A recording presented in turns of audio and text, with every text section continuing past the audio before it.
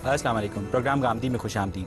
नाज़रीन, दुनिया के तमाम मौर्रखीन इस बात पर मुत्तफ़िक हैं कि साइंस ने मजहब की गोद में परवरिश पाई, क्योंकि मजहब ने मज़ाहिर फितरत की माबादुत तबियाती तौजीह के ज़रिए इंसान की ज़िंदगी को मफ़हूम दिया, और फिर साइंस ने मज़ाहिर फितरत की तबियाती तौजीह करने का बेड़ा उठाया। मगर कुछ अरसे बाद बाज़ मौर्रखीन की राय में साइंसी इंकशाफात ने मजहबी अकायद से मुतसादिम होना शुरू कर दिया, मगर दीगर मौर्रखीन के नज़दीक हर नया साइंसी इंकशाफ मजहबी अकायद को मज़ीद मुस्तहकम करता चला गया। आज हम अपने शुरका और मोहतरम जावेद अहमद गामदी की बाहमी गुफ्तगू के जरिए इस अम्र का तयन करने की कोशिश करेंगे कि क्या वाकई साइंसी इंकशाफात मजहबी नज़रियात से मुतसादिम हैं, या मजहबी नज़रियात साइंसी हक़ाइक़ की इशाराती तर्जुमानी करते हैं। गामदी साहब, नए दरियाफ्त होने वाले साइंसी हक़ाइक़ को मजहबी साहिब से कंपैटिबल साबित करने की कोशिश को माहिरीन इमरानियात इल्मुल कलाम से ताबीर करते हैं। हिंदुओं में राधा कृष्णन, यहूदियों में फ्लो ब्योबर, ईसाइयों में थॉमस एक्विनस और मुसलमानों में गजाली और राजी मशहूर मुतकल्लिमीन गुजरे हैं। इन तमाम लोगों की तहरीरें साइंसी हक़ाइक़ को अपने अपने मज़ाहिब से कंपैटिबल साबित करती नज़र आती हैं अपने अपने दौर में। मगर हम सब सवाल ये है कि अगर ये तमाम मज़ाहिब साइंसी तौर पर दुरुस्त हैं तो किस तरह एक से ज़्यादा मज़ाहिब बरहक हो सकते हैं? मज़हब और साइंस का दायरा बिल्कुल अलग अलग है, दोनों का मौजू अलग है।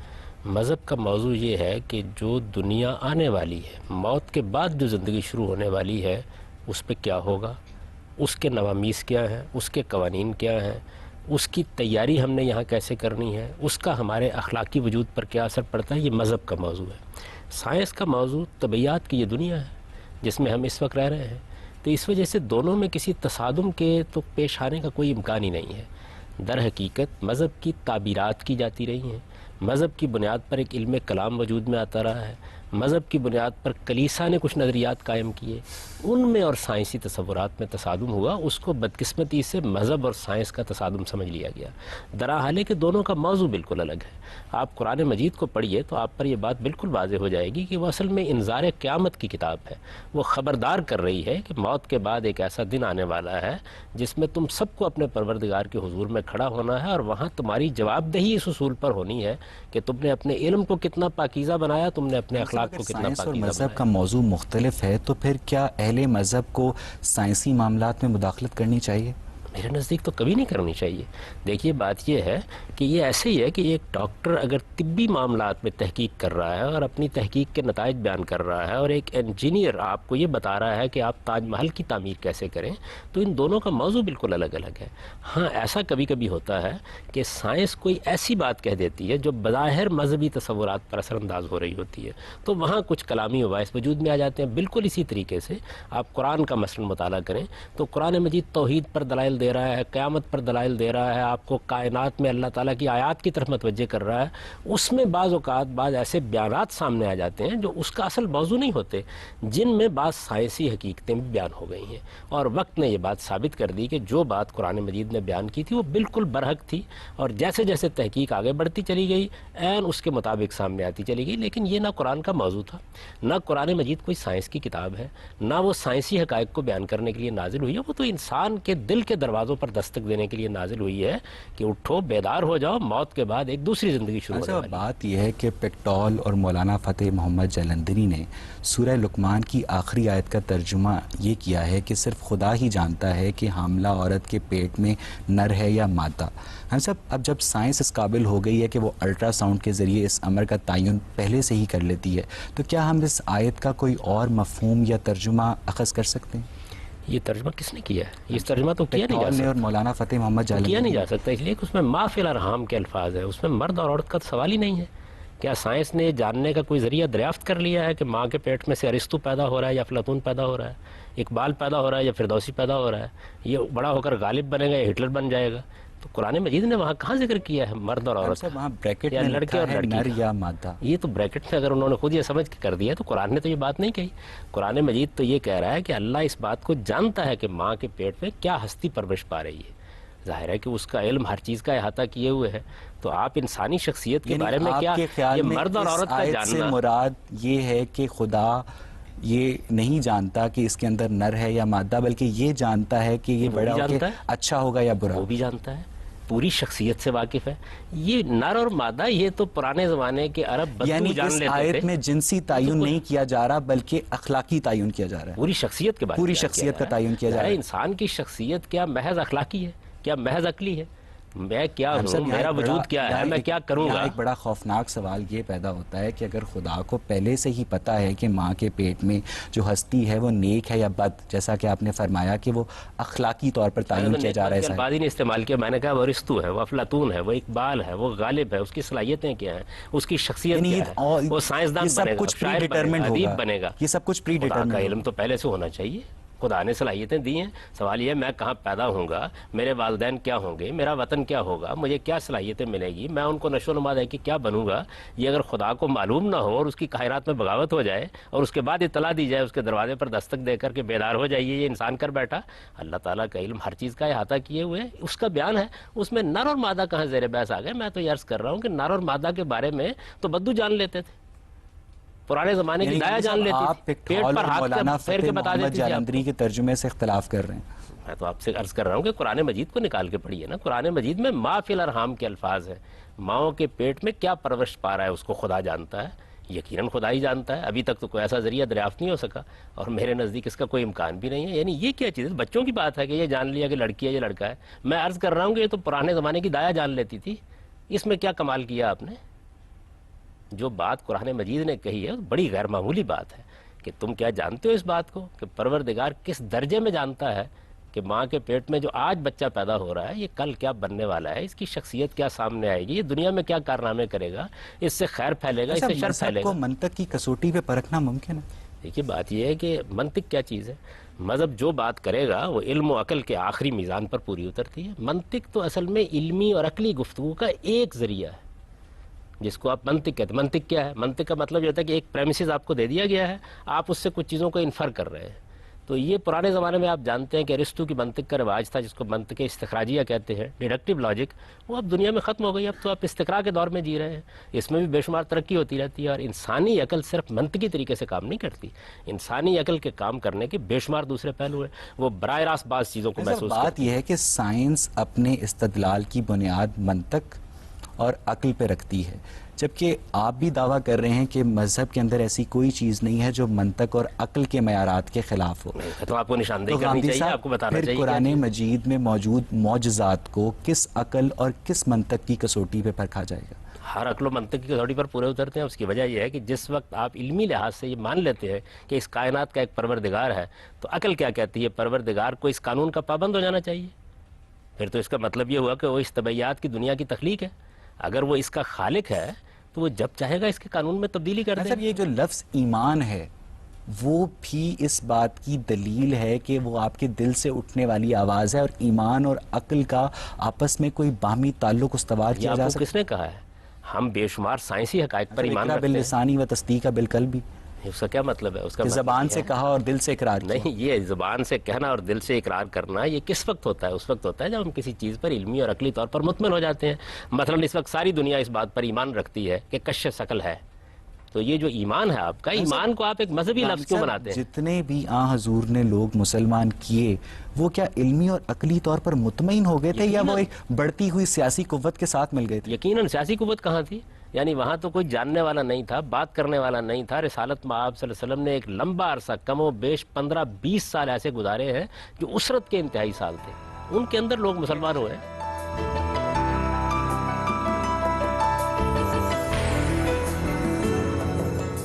تو صاحب بات یہ ہے کہ کلوننگ کے ذریعے ہم بے تحاشا موروثی بیماریوں کا خطرہ کم کرنے کے قابل ہو گئے ہیں, مگر صاحب جو مذہبی علماء کی اکثریت ہے وہ کلوننگ کی اس بنیاد پر مخالفت کرتی ہے کہ خدا ہی نئی جان کی تخلیق پر قادر ہے, اور وہ اس کی سپورٹ میں سورہ روم کی 27ویں آیت کا بھی استعمال کرتے ہیں. تو صاحب آپ کلوننگ کو شرعی نقطہ نظر سے کس طرح دیکھتے ہیں؟ میرے نظر تو ایک سائنسی مسئلہ ہے, اس کا سائنسی لحاظ سے جائزہ لینا چاہیے. البتہ اگر آپ انسان کی کلوننگ کریں گے تو اس سے کچھ اخلاقی سوالات پیدا ہوتے ہیں. کسی چیز کا ہونا ایک چیز ہے, ہو جانا ایک چیز ہے, ممکن العمل ہونا ایک چیز ہے, اور اس سے اخلاقی سوالات جو پیدا ہوتے ہیں ان کا سامنا انسان کو کرنا پڑتا ہے.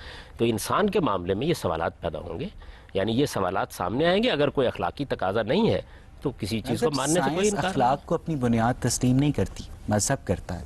تو پھر سائنس کا اخلاقی جواز کچھ بات سمجھ نہیں آئی. بھائی بات یہ ہے کہ سائنس ایٹم بم بنائے گی، بنانے کا حق ہے اس کو، لیکن میں نہیں بنانے دوں گا. اس لیے نہیں بنانے دوں گا کہ آپ یہ کام کر کے انسانیت کی تباہی کا سامان کر رہے ہیں. تو اخلاق کا کام یہ ہے کہ وہ آپ کی قوتوں اور صلاحیتوں کو کنٹرول کرے. اگر آپ کے اندر وہ صلاحیت ہی نہیں ہے تو اخلاق نے کنٹرول کیا کرنا ہے؟ انسان جھوٹ بول سکتا ہے، اس لیے اسے بتایا جاتا ہے کہ سچ بولو. تو سائنس اگر کوئی کام کرے گی اور ایسا کام کرے گی جو انسانیت کے لیے تباہی کا باعث بن جائے گا. اس وقت دیکھیے نا پوری دنیا گلوبل وارمنگ کے خطرے سے دوچار ہے. یہ سائنس کا عطیہ ہے نا جو دیا ہے اس نے ہمیں، جہاں بے شمار چیزیں دی ہیں جن پر ہم سرفگندہ ہیں، اسی طرح یہ بھی دیا ہے. ہم نے سورہ لقمان کی آخری آیت میں جب پکٹھول اور مولانا فتح محمد جالندری کے ترجمے کا حوالہ دیا تو آپ نے اس سے اختلاف کیا. اب جب ہم نے کلوننگ کے ایشو پر معروف مذہبی علماء کے فتووں کا حوالہ دیا تو بھی آپ نے اس سے اختلاف کیا. یعنی کہ ہم سب اس ساری صورتحال سے ایک بات تو واضح ہے کہ سائنسی معاملات پر مذہبی طبقہ ایک جگہ نہیں کھڑا، لیکن تمام اخلاقی معیارات پر سائنسی حلقے ایک جگہ پہ کھڑے ہیں. دیکھیے بات یہ ہے کہ مذہبی طبقے کا لفظ آپ تب استعمال کریں جب اسلام میں کوئی مذہبی طبقہ متعین کیا گیا ہے. آپ بھی اس مذہب کو مانتے ہیں، میں بھی اس کو مانتا ہوں، اس کی کتاب ہمارے پاس موجود ہے. ہر بندہ اگر قرآنی آیات کی الگ الگ سائنٹیفک انٹرپریٹیشن کر رہا ہو، جیسا کہ ڈاکٹر ذاکر نائک کرتے ہیں، ہارون یا کرتے ہیں، تو غامی صاحب آپ بھی اس سے اختلاف کریں گے، ہو سکتا ہے بعض باتوں سے آپ اتفاق کریں. اب یعنی ہر بندے کو یہ ذاتی طور پر حق ہے کہ وہ اس سے اختلاف کرے یا اگر وہ اتفاق اپنے کرے. اندر کمپیٹنس تو پیدا کر غامی صاحب لیتا اس سے تو دین کی یگانگت پارا پارا نہیں ہو ہے. جائے؟ دیکھیے بات ہے، اس کا یگانگت سے کیا تعلق ہے؟ علمی معاملات میں اختلافات ہوتے ہیں، سائنس میں نہیں ہوتے. آپ یہ کیسے دعویٰ کرتے ہیں کہ سائنس ایک جگہ پر کھڑی ہے؟ آپ چند مشہور تھیریز کا جائزہ لیجئے، اس میں آپ کو 10 15 مسالک نظر آ جائیں گے. ان کے اوپر کبھی سائنس کے جو رسالے ہیں ان کو پڑھیے، آپ کو معلوم ہوگا کیا اختلافات ہیں. آج تک تو بعض دعائیں ہیں جن پر اتفاق نہیں ہو سکا. معاملات پر رائے زنی کرنا تو دور، جو مسلمان علماء ہیں ابھی آپ نے فرمایا جیسا کہ اس بحث سے آئے، وہ ایک ترجمے پر متفق نہیں ہو سکے، وہ ایک تفسیر پر متفق نہیں ہو سکے، وہ متفق علیہ احادیث مرتب نہیں کر سکے.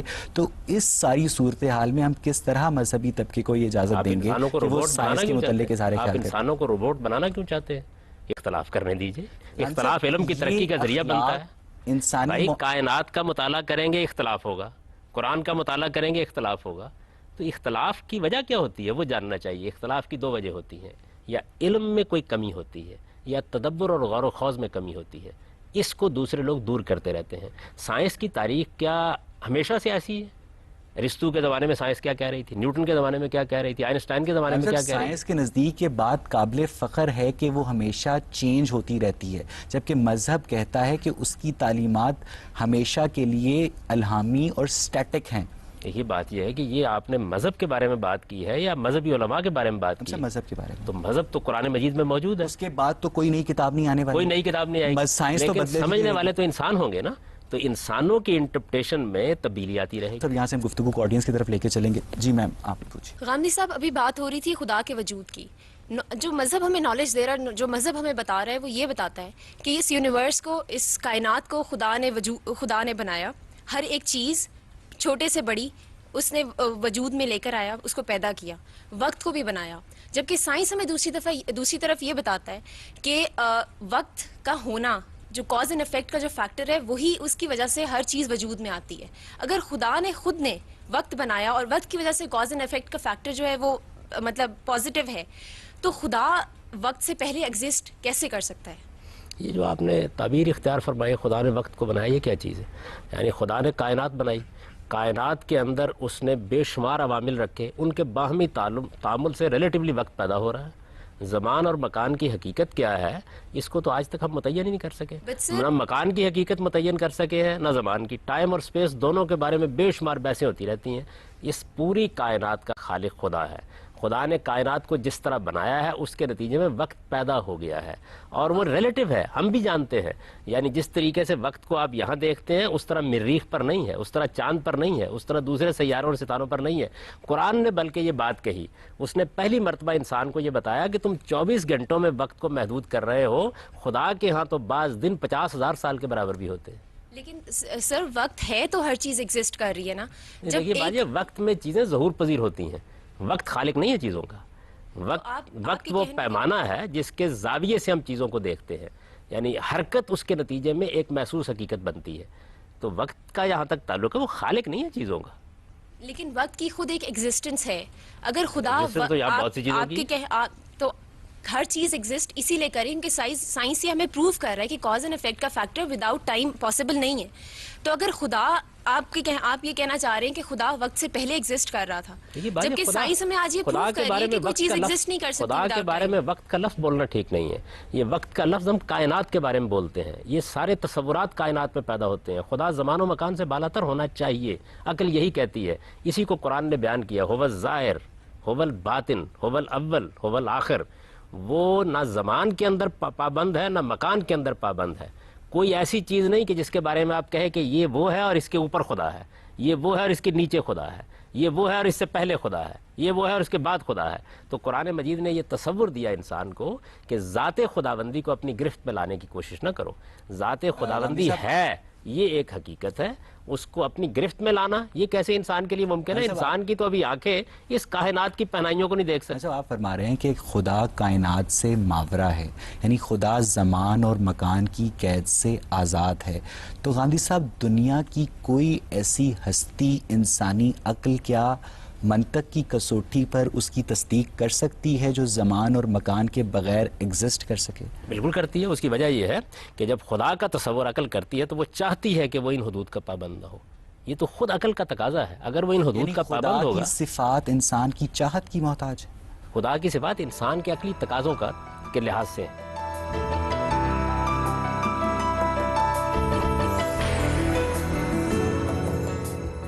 غامدی صاحب, کائنات کیسے وجود میں آئی؟ اس میں اسلامی تعلیمات اپنی جگہ پہ ہیں لیکن سائنس کا بڑا کانٹروڈکٹری تھیوریز آئی ہیں, تو اس بارے میں آپ کیا فرماتے ہیں؟ یہ بات یہ کچھ وہ چیزیں ہیں جو قرآن مجید نے بیان کر دی ہیں.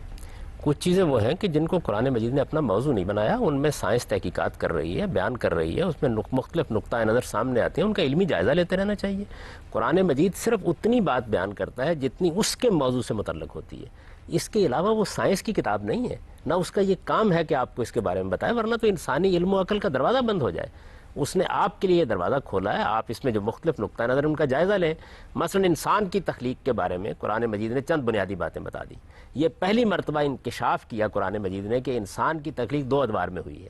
یہ بتایا کہ پہلے دور میں بالکل اسی طریقے سے تخلیق ہوئی ہے مٹی کے پیٹ میں جس طریقے سے اب ماں کے پیٹ سے ہوتی ہے. یہ بتایا کہ یہ دور جو اب گزر رہا ہے اس سے پہلے انسان پر ایک حیوانی دور بھی گزر چکا ہے. یہ باتیں قرآن نے بیان کر دی. اور یہ بیان کرنے کی وجہ کیا ہوئی؟ وجہ یہ ہوئی کہ انسان کی تخلیق کے بارے میں کچھ بنیادی باتیں توحید کو بیان کرنے کے لیے کہنی ضروری ہو گئی تھیں, ورنہ یہ اس کا اصل موضوع نہیں ہے. اس سے آپ کو ایک روشنی مل گئی, آپ چاہیں تو اس سے فائدہ اٹھائیں, چاہیں تو مزید آگے بڑھیں. تو انسان کو اللہ تعالیٰ نے صرف ان معاملات میں خطاب کیا ہے جن میں دنیا کے اس تصور کے بارے میں بتانا مقصود ہے کہ اس کا کیا کوئی خالق ہے, کیا ہماری موت کے بعد کوئی دوسری زندگی ہے, اگر ہے تو پھر اس زندگی میں پہنچنے کے لیے ہمیں کیا کرنا ہے. یہ قرآن کا موضوع ہے. ہم صاحب آپ فرما رہے ہیں کہ خدا نے انسان کو زمین کے پیٹ سے پیدا کیا. ہم صاحب یہ بات قرآن میں کہاں کہی گئی ہے؟ قرآن مجید کی سورہ سجدہ میں بیان کیا گیا نا, اور بھی جگہوں میں بیان کیا گیا کہ انسان کو ہم نے تین لازب سے پیدا کیا, انسان کو ہم من صلصال کالفخار سے پیدا کیا. یہ تو قرآن مجید نے ترجمہ کیجئے اس آیت کا. یعنی کھنکھناتی مٹی سے پیدا کیا, ہم نے گارے سے انسان کو پیدا کیا, یہ بیان کیا ہے نا. اس سے یہاں یہ کیسے ثابت ہوتا ہے کہ زمین کے پیٹ گارا کہاں ہوتا ہے بھائی؟ گارا وہیں ہوتا ہے, زمین میں ہوتا ہے. یعنی اس سے قرآن نے یہ بتایا کہ سمندروں کے کنارے جو ایک خاص طرح کی دلدلی زمین پیدا ہو جاتی ہے اس کے اندر تخلیق کی ابتدا ہوئی. پھر بتایا کہ وہ مٹی خشک ہو گئی. آیت کی تشریح کرنے کا طریقہ ہے تو الفاظ یہی بتا رہے ہیں نا, تین لازب کہتے کس کو؟ خان صاحب اسی طرح مولانا فتح محمد جالندھری اور پکٹھول نے جب سورہ لقمان کی آیت کا ترجمہ کیا تھا تو وہ ان کا تشریح کرنے کا طریقہ تھا. آپ کی اس تشریح سے بہت سارے مذہبی علماء اتفاق نہیں کرتے اور ان کی اس تشریح سے آپ اتفاق نہیں کرتے. بات یہ ہے کہ یہ تو علم کی دنیا ہے, اس کے اندر جس نے کوئی بات کہنی ہے وہ اپنے دلائل دے دے گا. حیرت کی بات یہ ہے لیکن کیا قرآن کی انٹرپریٹیشن ایک نہیں ہو سکتی جس سے یہ تمام مسائل پیدا ہی نہ؟ بات یہ ہے کہ کیوں آپ اس کو بند کرنا چاہتے ہیں. قرآن مجید کی یہی خوبی ہے کہ انسان اس کو پڑھتا ہے, سمجھتا ہے, نئے نئے عجائب دریافت کرتا ہے, نئی نئی دنیائیں دریافت کرتا ہے. اس طرح وہ لوگ جو قرآن سے دلچسپی رکھتے ہیں وہ کبھی اسے سیر نہیں ہوتی. ٹھیک ہے جی. آپ غامدی صاحب, آپ نے شروع میں کہا کہ آپ سمجھتے ہیں کہ مذہب اور سائنس دونوں ڈفرینٹ چیزیں ہیں. I sort of totally negate that point. قرآن مجید کو ایک مکمل کتاب کا خطاب حاصل ہے. مکمل کتاب کیا ہے؟ جس کے اندر اللہ تعالیٰ نے ہمارے لیے ہر علم ڈالا ہوا ہے. ہر علم کے اندر سائنسی علم بھی آ جاتا ہے. اور یہ ایک فیکٹ ہے کہ فارن کنٹریز میں if scientist have to conclude something, انہوں کو ریسرچ کرنی ہوتی ہے تو قرآن مجید کا ترجمہ اپنے سامنے رکھ کے اس کے اندر سے تحقیقات ڈھونڈ کے اور پھر آگے سے اپنی تحقیقات کو آگے لے کے جاتے ہیں. تو پھر آپ کیسے کہہ سکتے ہیں کہ سائنس اور مذہب دو مختلف چیزیں ہیں؟ یہ آپ کی خوش فہمیاں ہیں، اس طرح کی کوئی بات قرآن نے نہیں کہی.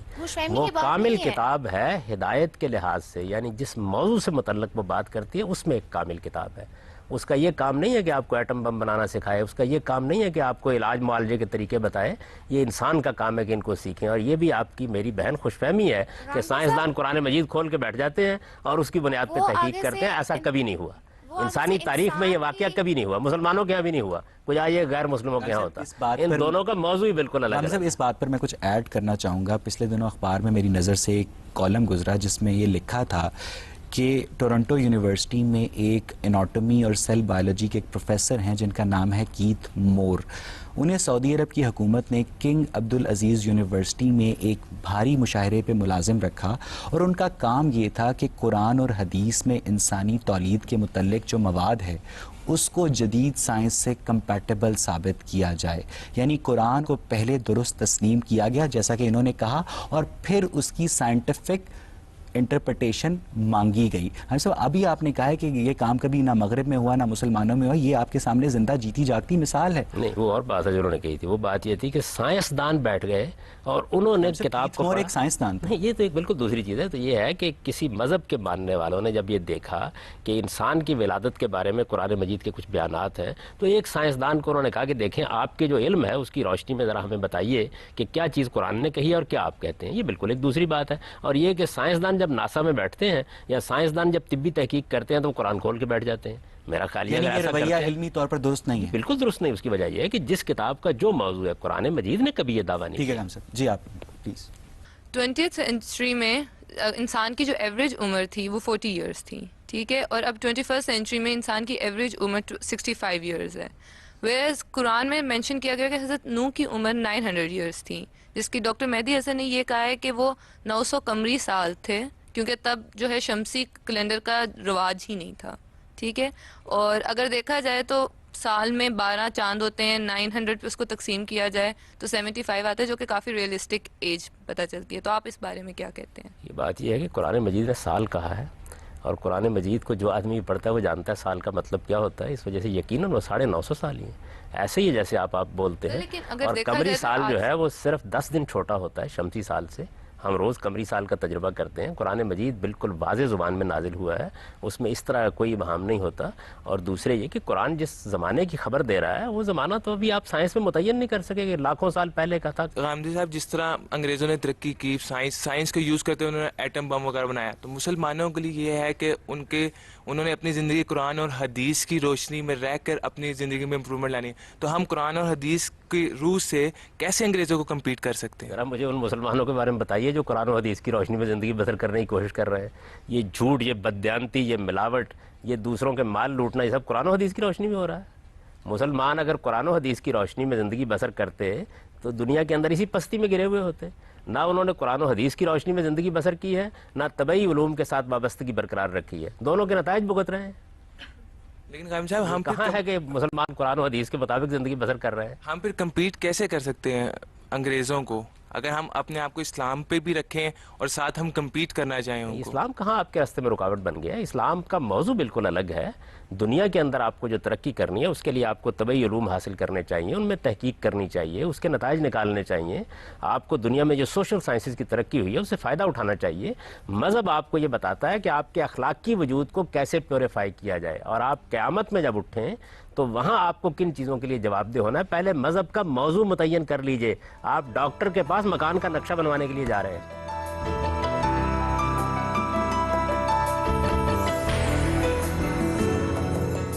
علی صاحب، ابن نجیم نے اپنی کتاب الاشباح والنظائر میں اسلامی شریعت کا ایک قانون دیا ہے جس کے مطابق جب ممانعت کی شہادتیں اجازت کی شہادتوں سے ٹکرا جائیں تو پھر جو ترجیح ہے وہ ممانعت کی شہادتوں کو دی جائے گی.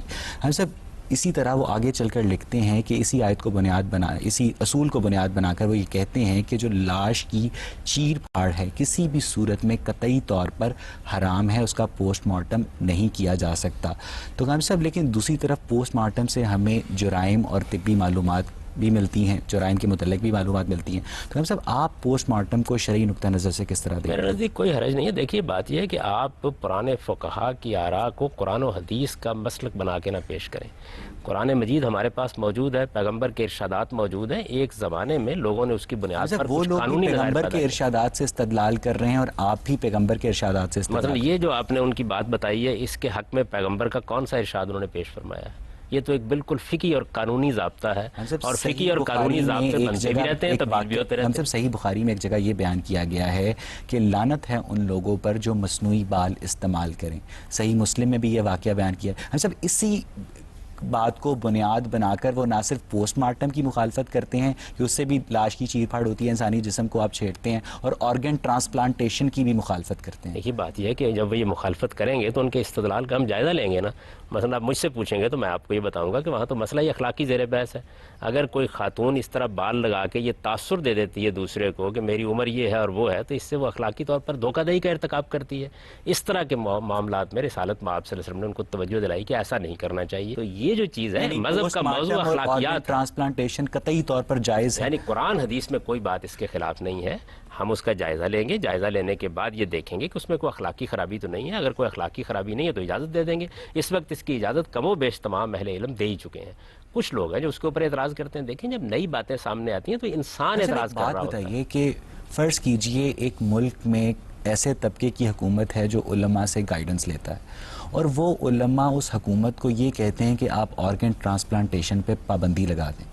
ہاں صاحب، اب ایک ایسا شخص جو آرگن ٹرانسپلانٹیشن ہونے سے بچ سکتی تھی، جس کی جان، اور وہ مارا جاتا ہے، تو قیامت والے دن اس شخص کی جان کا حساب کیا ان علماء سے لیا جائے گا؟ دیکھیے میں آپ سے عرض کروں کہ یہ بالکل ایسے ہی ہے کہ جس طرح آج ایک ڈاکٹر علاج کرتا ہے، وہ اپنے علم کی روشنی میں آج ایک دوا آپ کو دیتا ہے۔ ممکن ہے کوئی دوا ڈاکٹر کو تو پتا تھا کہ آرگن ٹرانسپلانٹیشن سے وہ بچ جائے گا، ان علماء کو نہیں پتا۔ میری گزارش سن لیجیے نا، ایک دوا کے بارے میں تحقیق ہوتی ہے، وہ دوا دی جاتی رہتی ہے۔ مجھے یاد ہے اب تک کہ ناول جی نے ایک زمانے میں ہمارے ہاں ایسی دوا تھی جیسے ڈسپلین ہے۔ اچانک ایک دن یہ معلوم ہوا کہ یہ دوا تو انسانی زندگی کے لیے بڑی مہلک ہے۔ اب مجھے بتائیے کہ جن انسانوں کو اس سے نقصان پہنچا تمام ڈاکٹر قیامت کے دن کھڑے کر لیے جائیں گے؟ انسان اپنے موجود علم کی بنیاد پر فیصلے کرتا ہے۔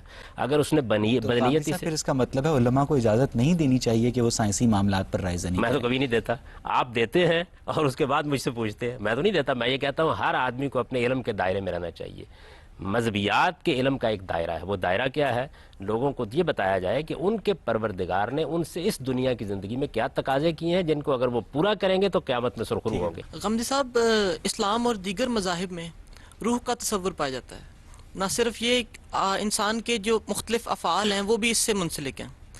چاہے جائے کہ جو سائنس ہے وہ اس چیز کو اس طرح سے تسلیم نہیں کرتی، تو آپ اس نقطہ نظر پہ تھوڑی روشنی ڈالیں۔ یہ سائنس کا موضوع ہی نہیں ہے۔ سائنس کا کام یہ ہے کہ جو کچھ ہماری شخصیت میں ظہور پذیر ہو رہا ہے اس کا جائزہ لیں۔ آپ کوئی سائنس کی اعلیٰ کتاب اٹھائیں، وہ سب سے پہلے آپ کو یہ کہے گی کہ سائنس ان چیزوں سے متعلق ہے جو اس کی حواس کی گرفت میں آتی ہیں، جن پر تجربہ کیا جا سکتا ہے۔ تو سائنس کا بھی ایک دائرہ ہے۔ آج راہ کرم نہ مذہب کے دائرے کو اس جگہ پہنچائیے، نہ سائنس کے دائرے کو وہاں سے آگے بڑھائیے۔ ما بعد طبیعیات سائنس کے دائرے سے باہر کی چیز ہے۔ سائنس کی ترقی اس وقت شروع ہوئی جب یہ اعتراف کیا گیا کہ ہم اب وائے سے متعلق نہیں ہوں گے۔ سائنس کی اعلیٰ کتابیں یہاں سے شروع ہوتی ہیں، ہم اب ہاؤ سے متعلق ہوں گے، اور اس کے نتیجے میں یہ سب کچھ سامنے آیا۔ یہ بات کہ انسانی شخصیت کیا ہے، کہاں سے آتی ہے، اس شخصیت کی حقیقت کیا ہے، یہ سائنس کا موضوع نہیں ہے۔ سائنس کا موضوع یہ ہے کہ جسم میں یہ انسانی شخصیت کس طرح کام کرتی ہے۔ لہذا سائنس دماغ کا جائزہ لے گی، دل کا جائزہ لے گی، آپ کے جگر کا جائزہ لے گی، آپ کے گردوں کا جائزہ لے گی، آپ کے پورے انسانی جسم کے فنکشنز کو دیکھے گی۔ یہ اس کا دائرہ ہے، اس میں اس نے بڑا کام کیا ہے، انسانیت پر اس کے بڑے احسانات ہیں، اس کو اس کے دائرے میں رکھیے۔ مذہب کا دائرہ اس سے آگے شروع ہوتا ہے۔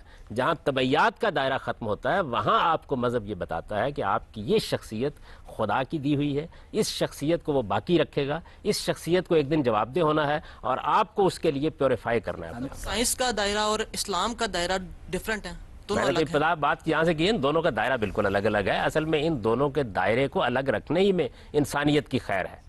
یعنی اگر آپ اطباء سے یہ کہیں گے کہ وہ مذہب پر کلام کریں اور مذہبی علماء سے یہ کہیں گے کہ وہ آپ کو علاج معالجہ بتائیں تو یہ آپ کا کمال فن ہے، اس سے انسانیت کو کوئی فائدہ نہیں ہوگا۔ ہر ایک کا اپنا علم ہے، اس کے اندر اس سے استفادہ کریں۔ عالم صاحب، ایک فرانسیسی نیچرل فلاسفر تھا جس کا نام تھا دیکارت۔ اس کا یہ کہنا تھا کہ روح کو مادی سمجھنا آسان ہے مگر یہ سمجھنا سخت دشوار ہے کہ وہ غیر مادی ہو کر، جیسا کہ آپ نے فرمایا کہ وہ غیر مادی ہوتی ہے، ایک مادے کو متحرک کرتی ہے۔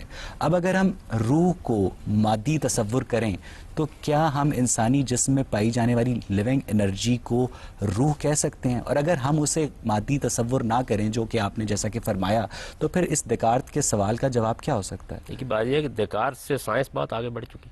اب تو صورتحال یہ ہے کہ پہلے مادہ مسئلہ بنا ہوا تھا، اب مادے کی حقیقت مسئلہ بنی ہوئی ہے۔ پہلے یہ خیال ہوتا تھا کہ یہ کوئی ٹھوس چیز ہے جس کو ہم دیکھ سکتے ہیں، اب معلومات ہے ہماری گرفتی میں نہیں آتی۔ اب مادے میں لوگ لہریں دریافت کر رہے ہیں اور نور کے اندر ذرات دریافت کر رہے ہیں، تو دنیا اس سے بہت آگے بڑھ گئی۔ سوال یہ نہیں تھا، سوال یہ تھا کہ روح غیر مادی ہو کر مادے کو کس طرح متحرک کرتی۔ میں یہ کہتا ہوں کہ یہ سب سے زیادہ سائنٹیفک بات ہے، یعنی ظاہر بات ہے کہ مادے کے اندر تحریک کے عوامل تو مجھے ملتے ہی نہیں ہیں۔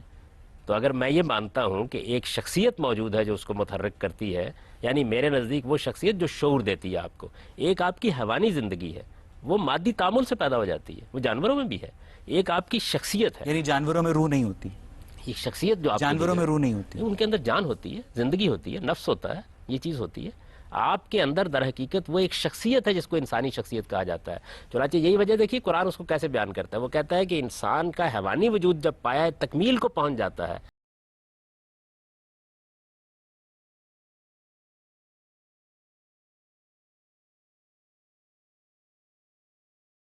غامدی صاحب، آرگن ٹرانسپلانٹ کی بات ہو رہی تھی اور اس پہ بہت سا کام اجتہاد کے تھرو اسلامک اسکالرز بھی کر رہے ہیں، اور اس چیز پہ کافی حد تک وہ متفق ہو گئے کہ کسی کی جان بچانے کے لیے اگر آرگن ٹرانسپلانٹیشن ہے تو وہ حلال ہے۔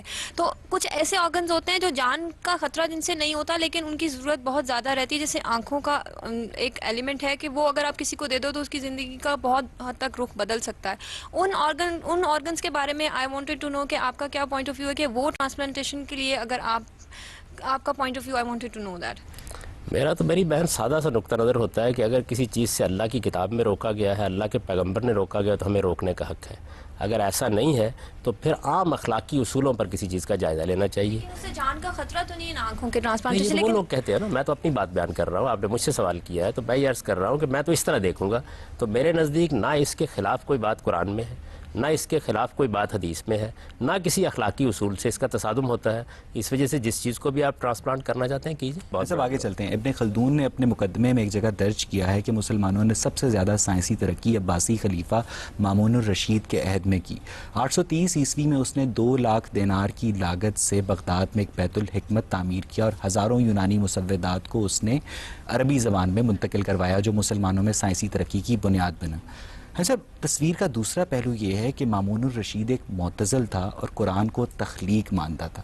صاحب، کیا وجہ ہے کہ سائنسی ترقی روایتی طور پر مذہبی سوچ نہ رکھنے والے سلاطین کے عہد میں ہوئی؟ وہ مذہبی سوچ رکھتا تھا، ایک خاص نقطہ نظر اس کا تھا ایک چیز کے بارے میں، اس پہ آپ اس کو غیر مذہبی کیسے قرار دیتے ہیں؟ وہ خدا کو مانتا تھا، وہ اللہ کی کتاب کو مانتا تھا، وہ قیامت کے دن پہ ایمان رکھتا تھا۔ مذہب ان چیزوں کا نام ہے۔ قرآن مجید مخلوق ہے یا غیر مخلوق ہے، یہ کلامی مسئلہ ہے۔ ایک زمانے میں لوگوں نے اپنی حماقت سے اس کو پیدا کر دیا، اس کو آپ پورا مذہب بنا دیتے ہیں۔ مذہب نام ہے اس چیز کا کہ ہم سب کو ایک دن اپنے پروردگار کے حضور میں جواب یہ ہے کہ وہ تقدیر کے نظریہ جبر کا نہیں، نظریہ قدر کا قائل تھا۔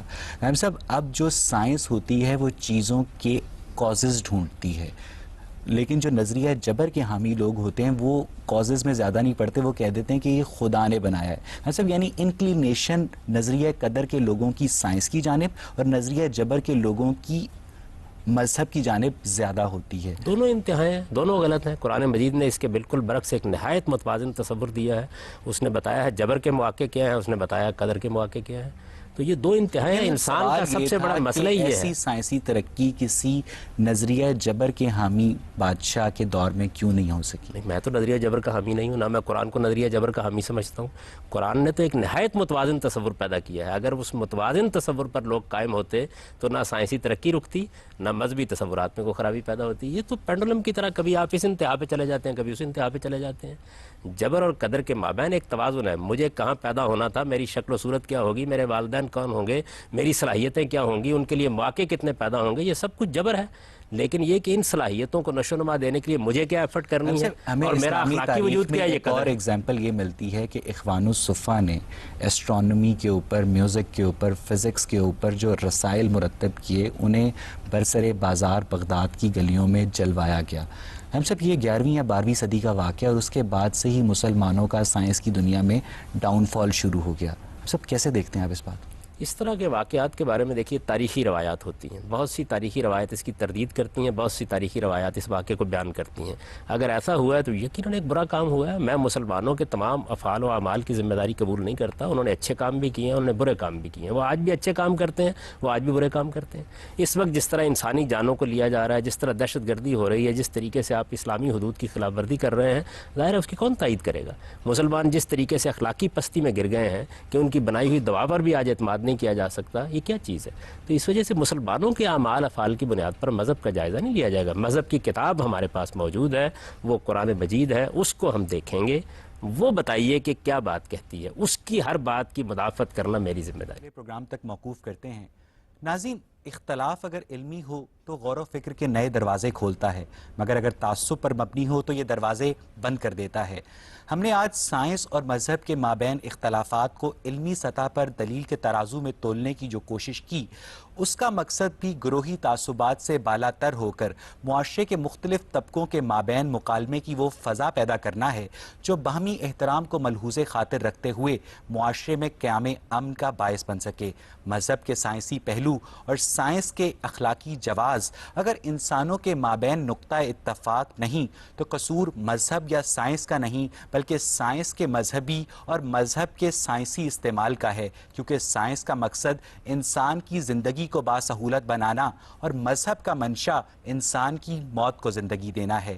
سائنس اور مذہب سے متعلق اس گفتگو کو ہم اگلے پروگرام میں اپنے شرکا اور محترم جاوید احمد غامدی کے مابین جاری رکھیں گے, مگر تب تک کے لیے مجھے اور پروگرام غامدی کی پوری ٹیم کو اجازت دیجیے. خدا حافظ.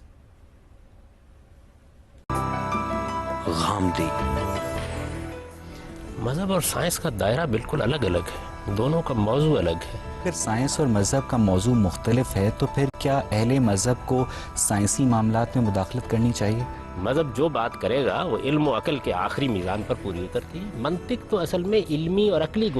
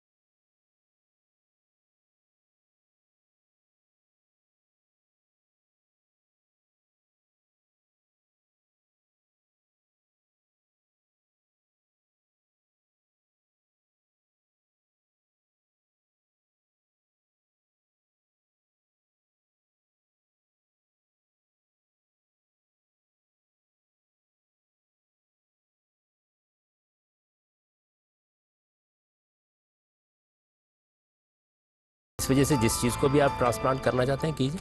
اس کی یہ جستجو ختم ہوگی کبھی؟ غامدی. السلام علیکم. پروگرام غامدی میں خوش آمدید. ناظرین, پچھلے پروگرام میں ہم نے سائنس اور مذہب سے متعلق جس بحث کا آغاز کیا تھا, آج ہم اس پہ اپنے شرکا اور محترم جاوید احمد غامدی کے مابین گفتگو کو مزید آگے بڑھائیں گے اور دیکھیں گے کہ سامی مذاہب کے صحائف میں شامل سائنسی حقائق کس طرح اہل علم کے مابین اختلاف کا باعث بنتے ہیں. اگر انسانی دانش آسمانی دانش ہی کا پرتو ہے تو کیوں آسمانی دانش کا الہامی صحائف میں ظہور انسانوں کو یکساں طور پر فیض یاب نہیں کرتا, اور اگر اس کی وجہ انسانی عقل عقل کی محدودیت ہے تو کیا محدود انسانی عقل پہ مبنی سائنس کا لامحدود الوہی عقل کے اظہار مذہب سے موازنہ کرنا منطقی طور پر درست ہے بھی یا نہیں؟ اور اگر ہے تو کیوں مذہب کی گود میں پرورش پانے والی سائنس آج مذہبی تعلیمات کو منطق کی کسوٹی پہ پرکھنے کا مطالبہ کرتی ہے؟ یہی بحث ہمارے آج کے اس پروگرام کا موضوع گفتگو ہے۔ غامدی صاحب، سورہ کہف میں جہاں ذوالقرنین کا ذکر آتا ہے اس کی آیت نمبر 86 کے مطابق ذوالقرنین سفر کے دوران ایک ایسی جگہ پر جا پہنچے جو سورج غروب ہونے کی جگہ تھی۔ پھر آیت نمبر 90 کے مطابق ذوالقرنین ایک اور سفر کے دوران ایک ایسی جگہ پر جا پہنچے جو سورج طلوع ہونے کی جگہ تھی۔ ہم سب بات یہ ہے کہ سورج غروب یا طلوع ہونے کی جگہ تک جا پہنچنا صرف اسی صورت میں ممکن ہے اگر زمین کو ہم فلیٹ تصور کر لیں، جیسا کہ اس زمانے کے لوگ کرتے تھے۔ اب جب جدید سائنس یہ ثابت کر چکی ہے کہ زمین فلیٹ نہیں چپٹی ہے تو پھر آپ ان آیات کو سائنسی استدلال کی روشنی میں کس طرح دیکھتے ہیں؟ ان میں یہ بات کہی نہیں گئی کہ سورج وہاں غروب ہو رہا تھا، یہ کہا گیا ہے کہ اس نے سورج کو غروب ہوتے ہوئے دیکھا۔ یہ تو بالکل ادبی بیان ہے، جیسے ہم کہتے ہیں کہ میں آج کراچی گیا تھا اور میں نے وہاں سمندر میں سورج ڈوبتے دیکھا۔ تو ایک ادبی اسلوب کو آپ سائنسی چیز کیوں سمجھتے ہیں؟ وہاں یہ بیان نہیں کیا گیا، وہاں یہ موضوع ہی نہیں ہے۔ یہ بیان کیا گیا ہے کہ وہ ایک خاص جگہ تک پہنچا جس جگہ اس نے دیکھا کہ آگے پھر سمندر ہی سمندر تھا، سورج وہاں غروب نہیں لکھا۔ اس ٹرانسلیشن کے ایگزیکٹ الفاظ یہ ہیں، دوبارہ میں ریفرنس دوں گا پکٹھول کا اور مولانا فتح محمد جالندری کے ترجمہ قرآن کا، کہ ذوالقرنین سورج غروب ہونے کی جگہ جا پہنچے۔ اس جگہ جا پہنچے جہاں پر انہوں نے سورج کو غروب ہوتے ہوئے دیکھا۔ ظاہر ہے کہ سورج کو غروب ہوتے ہوئے ہم بھی دیکھتے ہیں، ہم بھی مغرب کہتے ہیں، ہم بھی مشرق کہتے ہیں۔ دنیا کی ہر جگہ سے سورج کو غروب ہوتے دیکھا جا سکتا ہے، اس کے باوجود مغرب بولتے ہیں، اس کے باوجود مشرق بولتے ہیں۔ یہ عام بول چال کی زبان ہے، یہ آپ بھی استعمال کرتے ہیں۔ روز آپ کہتے ہیں میں مغرب کے وقت آؤں گا، مغرب کا مطلب کیا ہے؟ سورج کے غروب ہونے کا وقت، غروب بولتے ہیں۔ آپ روزانہ اخبار میں پڑھتے ہیں طلوع آفتاب کا وقت یہ ہے، غروب آفتاب کا وقت یہ ہے۔ تو سائنس کی زبان نہیں بولی جا رہی ہوتی، ادب کی زبان بولی جا رہی ہوتی ہے، یعنی انسان جیسے چیزوں کو دیکھتا ہے اس کے لحاظ سے آپ بات کر رہے ہوتے ہیں۔ وہاں سورج کے طلوع و غروب کی سائنس بیان کرنا قرآن کا مقصود ہی نہیں ہے، یہی تو میں بتانے کی کوشش کر رہا ہوں۔ تشریح ان آیات کے متعلق بجا تسلیم، لیکن غامدی صاحب بات یہ ہے کہ زمین فلیٹ ہے، اس بات کی جو سپورٹنگ ایویڈنس ہے وہ احادیث میں بھی پایا جاتا ہے۔ مثال کے طور پر صحیح بخاری میں حضرت ابو ذر غفاری سے ایک روایت منسوب ہے جس کے مطابق سورج غروب ہونے کے بعد خدا کے تخت کے نیچے چھپ جاتا ہے اور اگلے دن خدا کی اجازت ملنے کے بعد طلوع ہوتا ہے، اور قیامت اس دن آئے گی جب یہ اجازت نہیں ملے گی۔ ہم سب یہ پھر وہی ویو آ گیا کہ زمین فلیٹ ہے، کیونکہ اس زمانے کا بندہ سورج کو صرف غروب ہوتے دیکھتا تھا، جبکہ آج ہم جانتے ہیں کہ سورج کبھی غروب نہیں ہوتا، آدھے حصے پہ زمین کے طلوع ہوتا ہے اور آدھے حصے پہ غروب ہوتا ہے۔ بڑی غیر معمولی بات ہے جو بیان کی گئی ہے، اس میں اصل میں اس حقیقت کی طرف آپ کو توجہ دلائی گئی ہے کہ جو طلوع و غروب کا نظام چل رہا ہے، جس کے تحت سورج ایک جگہ سے آتا ہے دوسری جگہ جاتا ہے، یہ دنیا جس طریقے سے کام کر رہی ہے یہ سب خدا کے اذن پر کام کر رہی ہے۔ وہاں بیان کرنا یہ مقصود ہی نہیں ہے جس کو آپ سائنسی تحقیقات کہتے ہیں۔ انسان کو یہ بتایا جا رہا ہے کہ ہر چیز خدا کے سامنے سجدہ ریز ہے۔ آپ اسی حدیث میں کیوں گئے؟ قرآن میں جگہ جگہ ذکر ہے کہ یہ ستارے بھی خدا کے سامنے سجدہ ریز ہیں، یہ درخت بھی خدا کے سامنے سجدہ ریز ہیں، وہ خدا کے قانون کے پابند ہیں۔ اللہ تعالیٰ نے جس ضابطے قاعدے میں ان کو باندھ دیا اس کے مطابق کام کر رہے ہیں۔ یہ جگہ جگہ بیان ہوا ہے، اس کو آپ ایک سائنسی چیز کیوں سمجھتے ہیں؟ مذہب کا کام یہ ہے وہ آپ کو اصل حقائق کی طرف توجہ دلائے۔ یہ سائنس کا کام ہے کہ وہ آپ کو یہ بتائے کہ سورج کے طلوع و غروب کی کیا صاحب زمین فلیٹ ہے، ہم نے جب اس کے متعلق قرآنک ایویڈنس آپ کے سامنے رکھا تو آپ نے اس سے اختلاف کیا۔ زمین فلیٹ ہے، جب ہم نے اس کے متعلق احادیث آپ کے آگے رکھی تو آپ نے اس سے اختلاف کرتے ہوئے اپنا نقطہ نظر بیان کیا۔ ہم سب بات یہ ہے کہ 15ویں صدی عیسوی تک یہودی، عیسائی اور مسلمان علماء صرف خدا کے وجود کے بعد ایک اور بات پر متفق تھے کہ زمین فلیٹ ہے، نمبر ایک، اور زمین اس نظام شمسی کا مرکز بھی ہے، جیو سینٹرک ویو تھا۔ ہم سب جب اس کے بعد گلیلیو نے اس بات کو غلط ثابت کیا تو تب سے بتدریج اس موقف میں تبدیلی آنا شروع ہوئی۔ کیوں؟ اس کی وجہ یہ ہے کہ یہ ایک سائنسی بات تھی، جو زمانے کی سائنس تھی، جس طرح انسان عام طور پر مشاہدہ کرتا تھا اس کے لحاظ سے اس نے ایک رائے قائم کی۔ جب اس میں تبدیلی آ گئی، معلوم ہوا کہ ایویڈنس اس کے خلاف ہے، تو لوگوں نے اپنی رائے میں ہر تبدیلی پیدا سائنسی کر دی۔ دریافت کے بعد اہل مذہب اپنے موقف میں تبدیلی کیوں پیدا کر لیتے ہیں؟ یہ مذہب کا مسئلہ ہی نہیں ہے۔ دیکھیے، آپ پہلے ایک مسئلے کو مذہب کا مسئلہ بناتے ہیں، اس کے بعد کہتے ہیں کہ تبدیلی کیوں آ گئی۔ دنیا میں بہت سے لوگ تھے جو بہت سی باتوں کو مانتے تھے سائنسی تحقیقات میں ان کو غلط ثابت کر چلیں یہ تو اس زمانے کی بات تھی. 1982 میں سعودی عرب میں ایک مفتی تھے شیخ عبدالعزیز بن باز. انہوں نے فتویٰ دیا کہ زمین فلیٹ ہے اس آیت کو بنیاد بناتے ہوئے کیف الارض سوتیحت, اور جو اس بات کی مخالفت کرے وہ کفر میں شامل ہو جائے گا. یہ بات ہے اگر اس طرح وہ فتویٰ انہوں نے دیا ہے تو ان کے حق میں دعائے خیر کی جا سکتی ہے. قرآن مجید کی اس آیت میں یہ موضوع ہی نہیں ہے.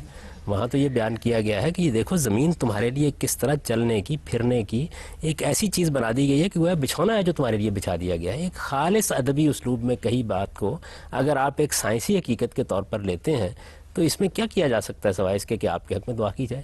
قرآن مجید کی جو بات ہے وہ واضح کریں گے, ہم اس کو بتائیں گے. اگر کسی صاحب علم نے اپنے کسی سیاسی یا اپنے کسی معاشرتی یا اپنے کسی تہذیبی یا اپنے کسی اور پس منظر کی وجہ سے ایک بات قرآن مجید کی طرف منسوب کر دی ہے تو آخر ہمیں بھی اللہ نے علم دیا ہے, عقل دی ہے, ہم اس کو رکھ کے دیکھیں گے. آپ نے جب یہ فرمایا تھا کہ انسان کو کھنکھناتی مٹی سے پیدا کیا گیا اسی لیے وہ زمین کے پیٹ سے پیدا ہوا, مطلب یہ بھی تو ہو سکتا ہے کہ یہ بھی ادبی اسلوب ہو. دیکھیے بات یہ ہے کہ وہاں تو ادبی اسلوب ہے, یہاں پر تو ایک حقیقت واقعہ جس کو بیان کیا جا رہا ہے کہ انسان کو طین لازب سے مٹی سے پیدا کیا ہے. ہم نے یہ بتایا ہے کہ ہم نے ہر زندہ چیز پانی سے پیدا کی ہے. یہ بات کہ کون سی چیز ادبی اسلوب ہوتی ہے اور کون سی چیز ہوتی ہے کہ جس میں ایک حقیقت واقعہ کا بیان کرتے ہیں یہ ہم سب جانتے ہیں. مثلا میں اگر آپ سے یہ کہوں کہ میں چڑیا گھر گیا تھا, وہاں میں نے شیر دیکھا, تو آپ یہ کہیں گے کہ یہ شعر یہاں مجازی مفہوم میں استعمال ہوا ہے. لیکن میں جب انیس کا مصرع پڑھوں گا کہ کس شعر کی آمد ہے کہ رن کانپ رہا ہے, آپ بھی جانتے ہیں میں بھی جانتا ہوں کہ یہاں پر مجاز کا اسلوب اختیار کیا گیا ہے. تو جب قرآن یہ کہتا ہے کہ وہی الارض کیف سطحت, زمین کی طرف دیکھو کیسے بچھا دی گئی ہے, مجھے یہ بتائیے میں اس کا سادہ ترجمہ کر رہا ہوں, اس میں زمین کے چپٹے ہونے کا تصور کہاں سے آ گیا؟ زمین بچھی ہوئی ہے, زمین ایک بچھونا ہے, زمین ہمیں اپنے اندر لیے ہوئے ہے, زمین ہمارے لیے ماں کی طرح ہے. یہ ساری چیزیں جتنی ہیں وہ زمین میں اللہ تعالیٰ کی جو عظیم رحمت ہمارے لیے اس کو بیان کر رہی ہے.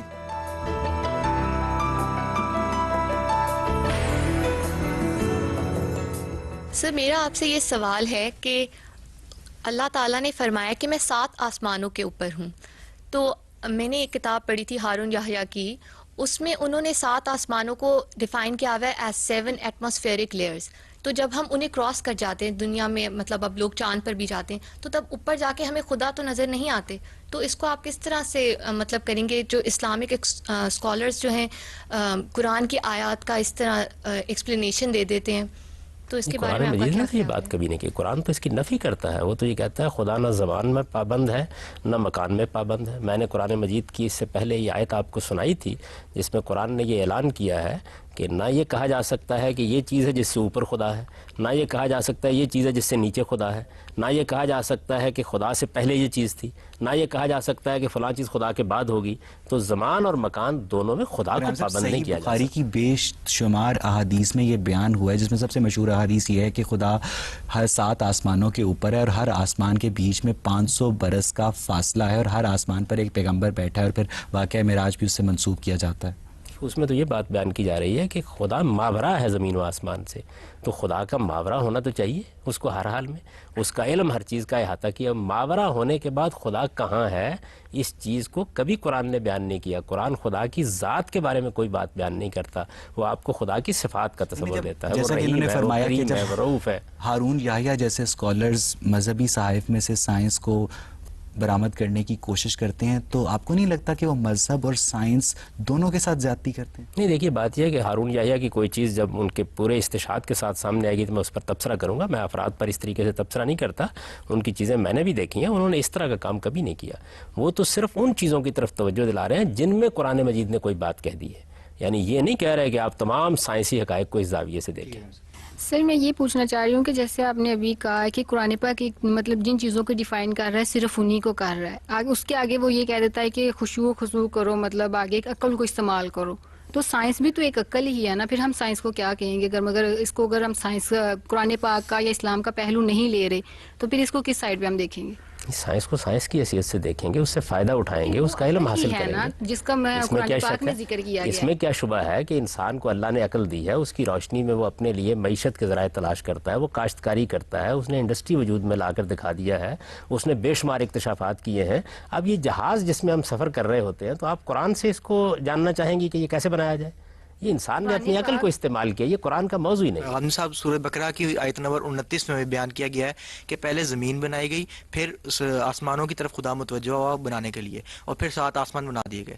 پھر آیت ایک سورت نازیات میں آیت نمبر 27 سے لے کر 29 تک بیان کیا گیا ہے کہ پہلے آسمان بنایا گیا اور پھر زمین بچھا دی گئی۔ پھر ایک تیسری سورت کی آیت نمبر 30 میں بیان کیا گیا سورہ انبیاء کی کہ زمین اور آسمان ملے ہوئے تھے، پھر ان کو جدا کر دیا گیا۔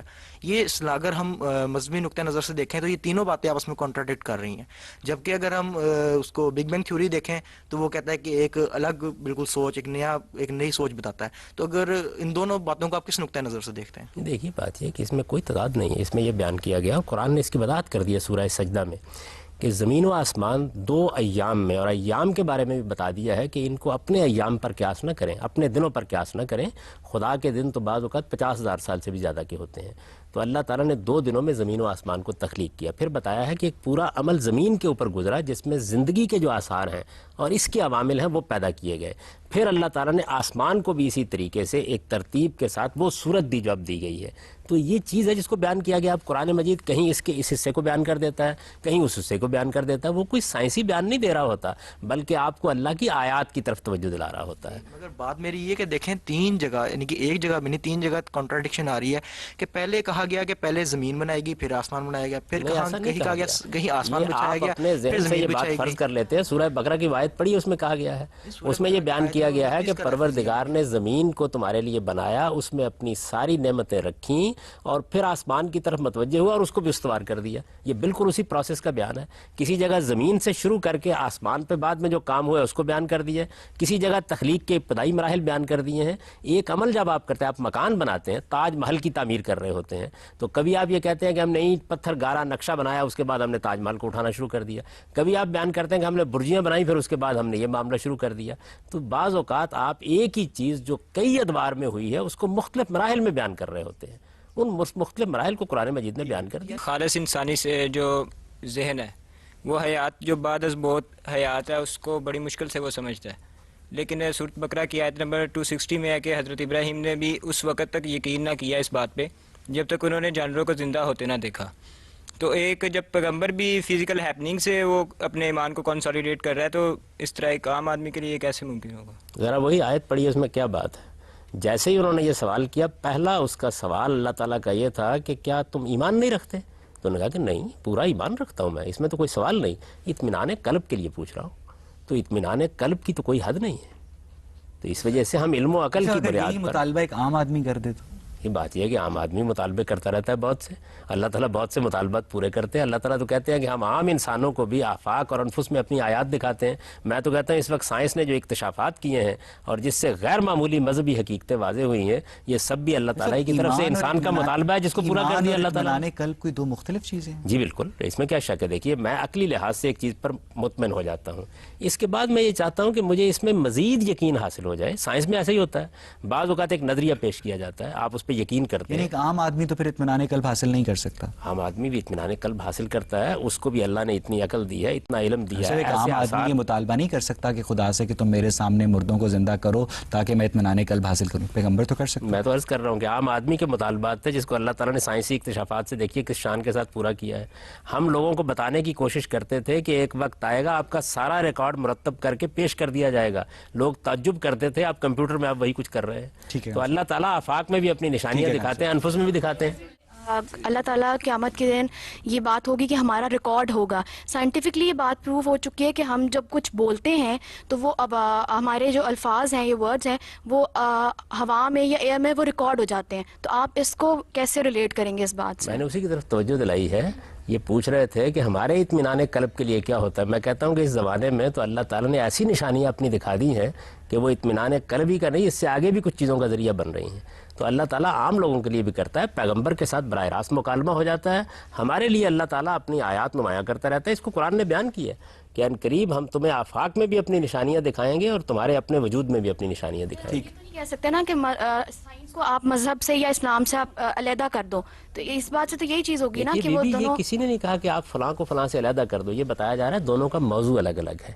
مذہب کا موضوع یہ ہے کہ وہ آپ کے اخلاق کی تطہیر کرے، آپ کے وجود کا تزکیہ کرے، آپ کو قیامت میں کامیابی کے قابل بنائے، وہ اخلاقی چیزوں کو اپنا موضوع بناتا ہے۔ سائنس کا موضوع اس کے بالکل برعکس یہ ہے کہ وہ طبیعیات میں تحقیق کرتی ہے، وہ دعاؤں میں تحقیق کرتی ہے، وہ آپریشن کے طریقے ایجاد کرتی ہے۔ ان کا مذہب سے کیا تعلق؟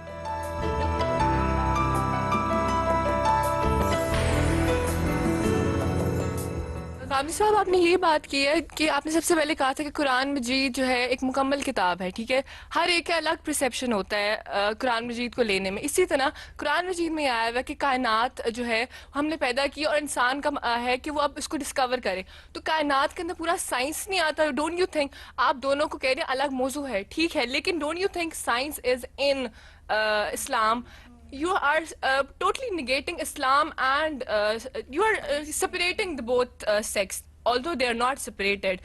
What do you have to say about it? دیکھیے، جتنی باتیں آپ نے میری طرف منسوب کی ان میں سے میں نے ایک بات بھی نہیں کہی، نہ قرآن مجید میں ہے، نہ قرآن مجید میں میری گزارش سن لیں، یہ کہ قرآن مجید ایک مکمل کتاب ہے، میں نے یہ کہا ہے کہ قرآن مجید اپنے موضوع کے لحاظ سے ایک کامل کتاب ہے۔ اس کا موضوع کیا ہے؟ اپنا پرسیپشن ہے نا، مکمل کتاب کا مطلب ہے اللہ تعالیٰ نے ہر واک آف لائف میں آپ ہر چیز میں اس کو اپنے ساتھ ریلیٹ کر سکتے ہو۔ اٹس ناٹ دیٹ کہ آپ صرف صرف ان معاملات میں جن میں ہمیں خدا کے سامنے جواب دہ ہونا ہے، یعنی آپ کو اس کے لیے جواب دہ ہونا ہوگا کہ آپ نے ٹرین میں سفر کیوں کیا، جہاز میں سفر کیوں نہیں کیا۔ آپ کو اس کے لیے جواب دہ ہونا ہوگا قیامت کے دن جا کے کہ آپ نے سپوتنک طیارہ کیوں ایجاد کیا تھا اور کیوں ایجاد نہیں کیا۔ آپ کو اخلاق کی چیزوں میں جواب دہ ہونا ہے، آپ نے سچ بولا، آپ نے دیانت سے کام لیا، آپ نے اعلیٰ ترین زندگی بسر کی، ایسی زندگی بسر کی جو اعلیٰ اقدار پر مبنی تھی۔ یہ قرآن کا موضوع ہے، یہ موضوع ہے، لیکن سائنس بھی اس کا ایک موضوع ہے۔ You cannot negate it. There is in thing. آپ کا سوال واضح ہو گیا، مجھے اجازت دیجئے۔ ایسا نہیں ہے، دیکھیے قرآن مجید میں کوئی سائنسی چیز کب زیر بحث آتی ہے؟ اس وقت زیر بحث آتی ہے جب مثلا قرآن توحید پر دلائل دے رہا ہوتا ہے، آخرت پر دلائل دے رہا ہوتا ہے، اس کے ضمن میں وہ بات زیر بحث آتی ہے۔ کسی چیز کا موضوع ہونے کا مطلب یہ ہوتا ہے کہ اس کو موضوع بنا کر اس پر گفتگو کی جا رہی ہے۔ یہ قرآن نے کہیں نہیں کیا، قرآن آپ کے گھر میں موجود ہے۔ آذرا کرم ذرا مجھے بتا دیجئے کہ اس وقت آپ کی طب نے جو ترقی کی ہے یہ کس آیت کے تحت کی ہے؟ ذرا بتا دیں مجھے۔ لیکن عقل و فہم ہم نے قرآن مجید سے ہی حاصل کیا نا، کہ آپ نے اور ڈسکور کرنا ہے پوری کائنات کو، ٹھیک ہے، اسی کے اندر یہ جو آپ قرآن کی طرف جو بات، میری گزارش، جو قرآن کی طرف آپ بات منسوب کر رہی ہیں، یہ قرآن نے کہاں کہی ہے کائنات کو ڈسکور کرو؟ اللہ تعالیٰ نے خود کہا ہے کہ کائنات میں نے بنائی، اور میں تو پوچھ رہا ہوں کہاں کہا ہے؟ قرآن مجید نے کہیں نہیں کہی یہ بات۔ قرآن کائنات کی طرف آپ کو توجہ دلاتا ہے کہ غور کرو اس کائنات کے اوپر اور جانو کہ یہ کس کی تخلیق ہے۔ وہ خدا کے وجود کی طرف آپ کو متوجہ کر رہا ہے، آخرت کی طرف متوجہ کر رہا ہے۔ خدا کے وجود کی طرف متوجہ نہیں کرتا کہ آپ نہیں، یہ سائنس کا موضوع نہیں ہے۔ دیکھیے سائنس کا موضوع یہ ہے کہ وہ کائنات کا مطالعہ کرے، اس کے قوانین اور لاز کا مطالعہ کرے، اس کی بنیاد کے اوپر چیزوں کو ایجاد کرے، اس کی بنیاد پر آپ کی زندگی کے اندر راحت پیدا کرے۔ یہ سائنس کا موضوع ہے۔ مذہب کا موضوع اس کے بالکل برخلاف یہ ہے کہ آپ کو یہ بتائے کہ ذات خداوندی کی صفات کیا ہیں، آپ کو قیامت میں کیا پیش آنے والا ہے۔ اصل موضوع یہ ہے، اس وجہ سے کہیں ضمناً ذکر آتا ہے، جس طرح سائنس کبھی ضمناً مذہب کا بھی ذکر کرتی ہے، تو ڈاکٹر بھی کرتا ہے۔ ایک ڈاکٹر مثال کے طور پر دوا کر رہا ہوتا ہے، کہتا ہے اللہ آپ کو شفا دے، تو اس کا مطلب یہ ہے کہ طب کا موضوع مذہب بن گیا۔ ٹھیک ہے ہم صاحب، اب بات یہ ہے کہ سورہ ملک کی 5ویں اور سورہ صافات کی 6، 7 اور 8 آیت میں ستاروں کی تخلیق کا مقصد یہ بتایا گیا ہے کہ وہ شیاطین کو مارتے ہیں تاکہ شیاطین اوپر کی باتیں یعنی خدا کی باتیں نہ سن سکیں۔ پہلی بات، حضرت سائنس جو ستاروں کی تخلیق کو بگ بینگ کا نتیجہ قرار دیتی ہے، حضرت اب اگر ستاروں کی تخلیق کا مقصد شیاطین کو مارنا ہے تو پھر کیوں ستارے ہر دم بنتے اور ختم ہوتے رہتے ہیں؟ مقصد تخلیق تو وہ بیان نہیں ہوا، یہ کہا ہے کہ ہم نے ان ستاروں سے یہ کام بھی لیا ہے، یعنی جس طریقے سے دنیا کے اندر اللہ تعالیٰ بے شمار چیزوں سے بعض کام لے رہے ہیں، آپ بھی لے رہے ہیں۔ یہ بیان کیا وَجَعَلْنَاهَا رُجُومًا لِلشَّيَاطِينِ، یہ بیان کیا قرآن مجید نے کہ ہم نے ان سے یہ کام بھی لیا ہے۔ تو خدا کس چیز سے کیا کام لے رہا ہے، کیا کام لے رہا ہے، اس کا احاطہ سائنس کب کرنے کے لیے بیٹھ گئی ہے؟ سائنس کا کام یہ ہے کہ وہ یہ بتائے کہ تخلیقی عمل کیسے ہو رہا ہے، خدا کا کام ہے وہ یہ بتائے کہ اس کے پیچھے کیا چیزیں کار فرما ہے۔ تو دونوں اپنے اپنے موضوع پر گفتگو یعنی آپ کے خیال میں ستاروں سے شیاطین کو مارنے کا کام لیا گیا؟ اس میں کیا شک ہے، قرآن نے اس کو بیان کر دیا، صریح لفظوں میں بیان کر دیا کہ یہ شعب ثاقب ٹوٹتے ہیں، یہ اصل میں شیاطین کو بھگانے کا کام بھی کرتے ہیں، لیکن اس کا یہ مطلب نہیں ہے کہ ان کا صرف یہی مقصد ہے۔ اس پر ذرا دوبارہ غور کیجئے تاکہ وہ اوپر کی باتیں نہ سن سکیں۔ اب جب زمین گول ہے تو کوئی اوپر یا نیچے نہیں ہے، کیونکہ اوپر بھی آسمان ہے اور نیچے بھی آسمان ہے. لیکن پھر وہی بات آ جاتی ہے کہ اس زمانے کا شخص یہ تصور کرتا تھا کہ زمین فلیٹ ہے. جب زمین کو فلیٹ مانا جائے گا تو پھر اس آیت کا مطلب سمجھ آئے گا. اس زمانے کا بھی اور آج کے زمانے کا انسان بھی یہ زبان استعمال کرتا ہے. آج بھی ہم کہتے ہیں کہ میں اوپر کی طرف جا رہا ہوں، میں نیچے کی طرف آ رہا ہوں. یا تو زبان کو تبدیل کر دیں نا. آج کی زبان، آج سائنس نے بے شمار چیزوں کو تبدیل کر دیا ہے. آج بھی آپ جب عام گفتگو کر رہے ہوتے ہیں، میں نے ابھی مثال دی، یہ کہنا چاہ رہے ہیں کہ یہ باتیں لنگوسٹک بیریئر سے متعلق ہیں. ظاہر ہے کہ جب آپ زبان تو ہم استعمال صرف خدا کیوں وہ لنگوسٹک بیریئر کراس نہیں کر کریں سکتے؟ کہ لوگوں کے ساتھ گفتگو کرنی ہے، اور لوگوں کے ساتھ گفتگو کرنی ہے تو ان کے علم عقل سے بالا تر ہو کے گفتگو کی جائے گی. میں آج گفتگو کروں گا تو میں آج کی زبان بولوں گا جو لوگ زبان سمجھتے ہیں، یعنی اس کے اندر سے آپ سائنس برآمد کرنے کی کوشش کر رہے ہیں. سیدھی سی بات ہے. آج بھی ہم کہتے ہیں کہ اوپر والا جانے، تو ظاہر ہے کہ اوپر والا جانے جب ہم بولتے ہیں تو اس میں کسی سائنسی حقیقت کی نفی نہیں کر رہے ہوتے.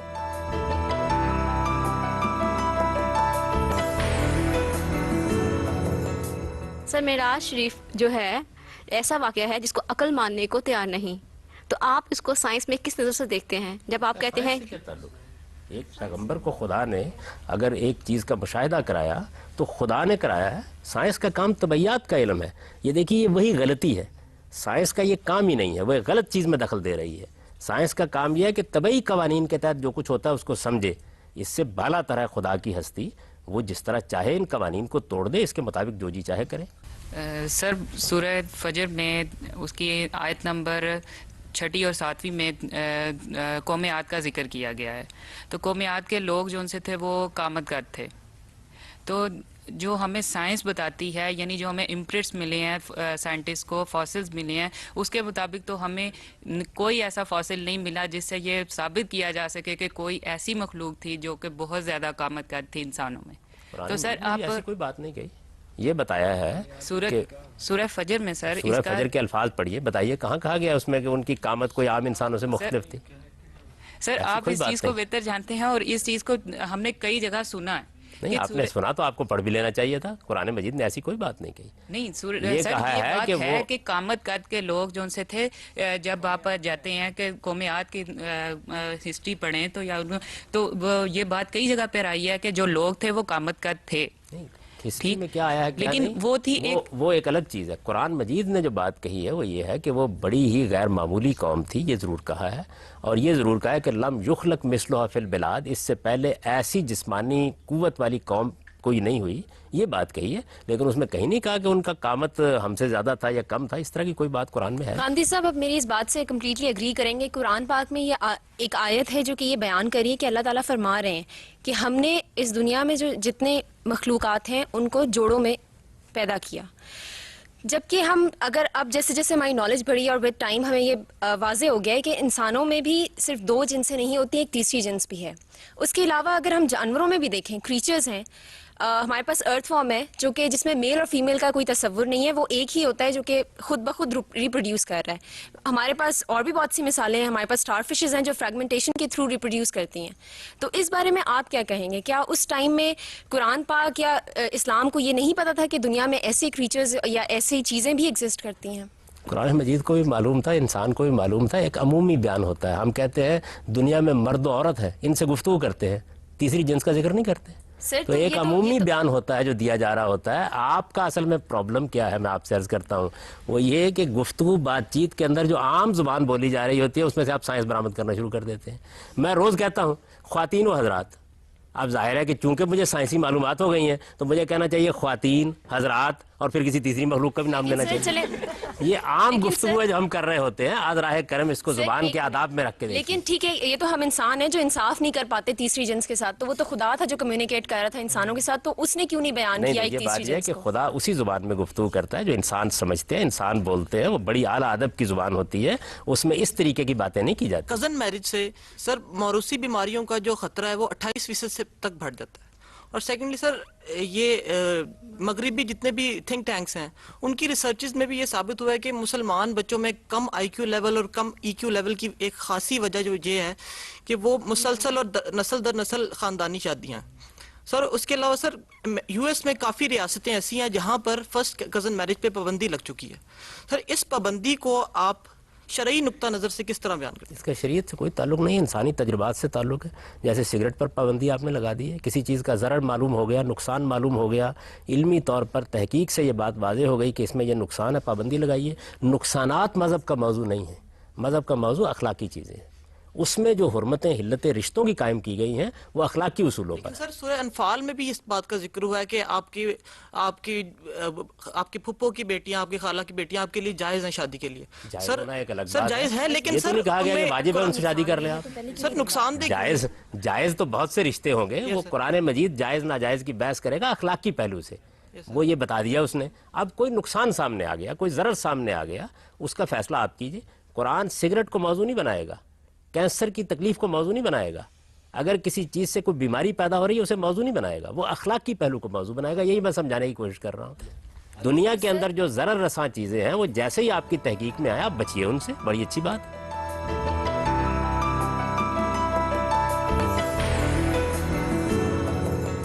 آپ یہ کہنا چاہ رہے ہیں کہ سگریٹ پینا مذہب نہیں منع کر رہا، وہ یہ منع کر رہا ہے کہ اگر اس سے نقصان ہو رہا ہے تو اسے چھوڑ دو.